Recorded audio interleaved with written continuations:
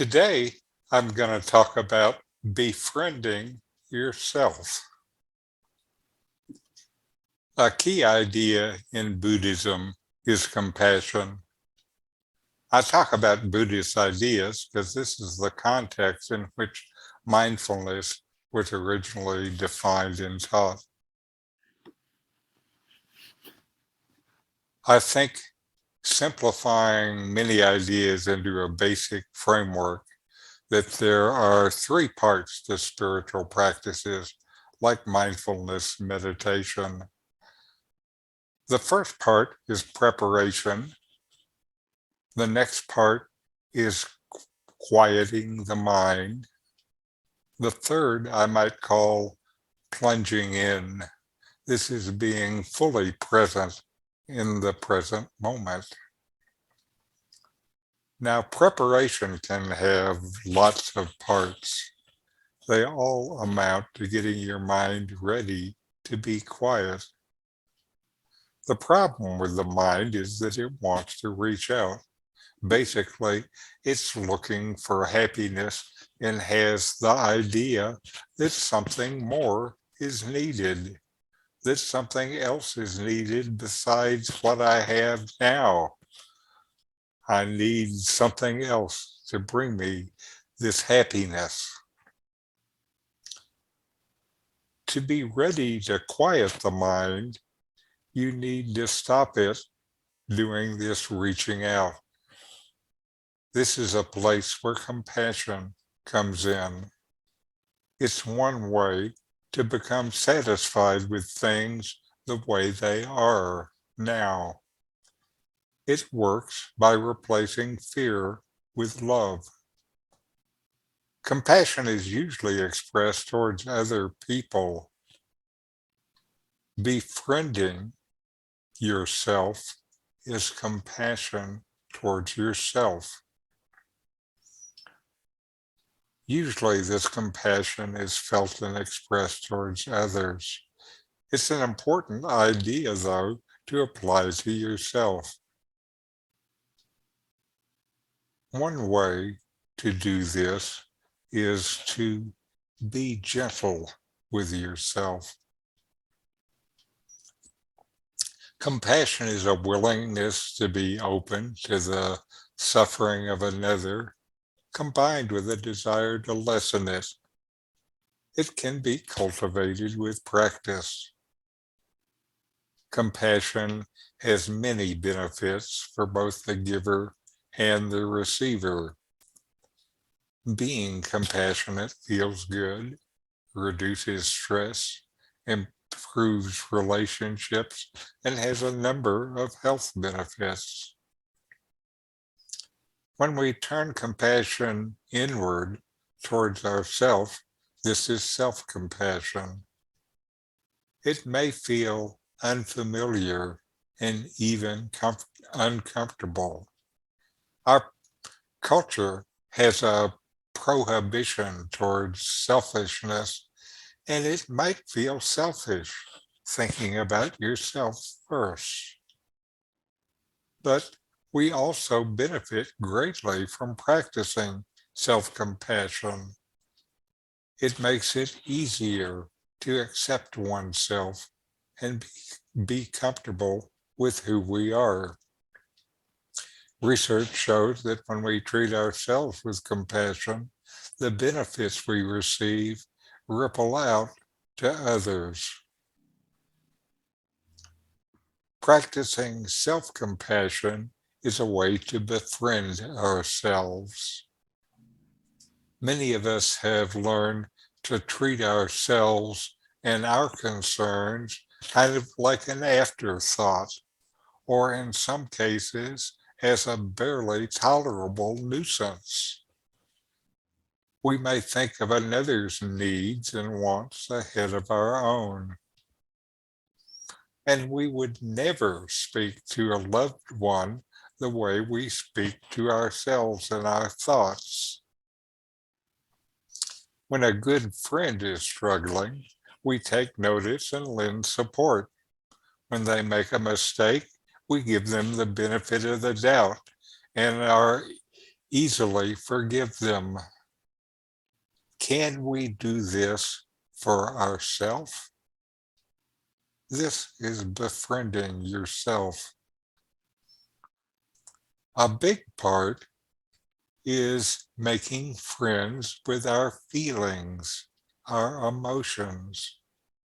Our emotions are not our enemies, rather, they inform us.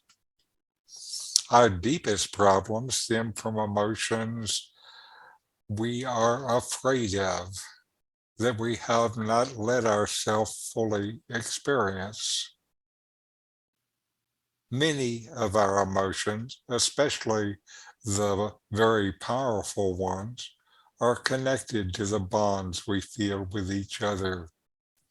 We're happy when we feel loved. We're grieving when we're parted from someone who's close to us. We feel angry when we believe we've been betrayed in some way. Our emotions are really messengers that give us valuable information about what's happening to us. Befriending emotions opens you to what these emotions are telling you. Resisting them means the message probably will not get through.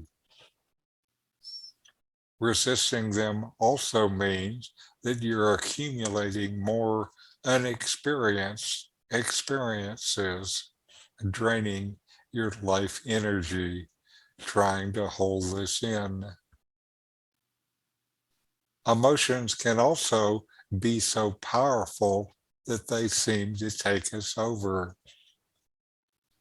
Part of mindfulness practice is learning how to live where we can use our emotions, not the other way around. We learn to just notice the emotion without the need to react and respond to it. We can just watch it like we watch a cloud pass by in the sky. Learning to notice our own suffering and being willing to take time to observe it with some objectivity is a crucial skill for self-compassion. Notice, observe, and then let it pass. We may fail to acknowledge our unpleasant inner experiences to ourselves, and even when we do, we may quickly attempt to avoid or escape them. We may also judge ourselves critically for them, causing even more suffering. This gives us little time to understand suffering on a personal level or how best to respond to it. How can we truly be compassionate with others when we don't fully understand our own experience of suffering? A big part of mindfulness is learning to just let things flow through you instead of reacting to every little thing, everything that was not what you expected. Self-compassion, befriending yourself, helps to bring this about. Being more compassionate with ourselves helps us in relationships. We can use the same ideas and skills we're learning for ourselves and meet others with the resources and acceptance they need. There are a number of practices that can help you cultivate this self-compassion. You might be surprised how befriending yourself impacts your emotional resilience and consequentially your relationship to others. Here are a few ways you can practice self-compassion. The first is to treat yourself like a good friend. The next is to become more self-aware. I think that's what we're doing with this mindfulness. The next is change your mindset. Shift your focus from yourself to the bigger picture that you're part of, and let go of the need for outside validation. Another idea is to write a letter to yourself. Think of a situation that caused you pain and write a letter describing the situation without blaming yourself for it. While you write, reframe your thoughts. Encourage compassion. Another idea is to keep a compassion journal, to write down a few lines each day about your self-compassion and how you were able to use it or not use it in your life. Another way to practice self-compassion is to comfort your body. Be easy with yourself. Be gentle with yourself. And a great time to develop compassion is to spend time with people and things you truly enjoy. So exercise your self-compassion and be good to yourself.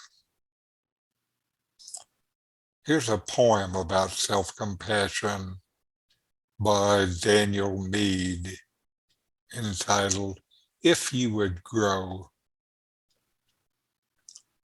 If you would grow to your best self, be patient, not demanding, accepting, not condemning, nurturing, not withholding, self-marveling, not belittling, gently guiding, not pushing and punishing, for you are more sensitive than you know. Mankind is as tough as war, yet delicate as flowers. We can endure agonies, but we fully open only to warmth and light. And our need to grow is as fragile as a fragrance dispersed by storms of will, to return only when those storms are still. So accept, respect, and attend your sensitivity. A flower cannot be opened with a hammer. You want deeper meditation, more peace, more happiness. Subscribe now to continue to find ways to get more from your meditation.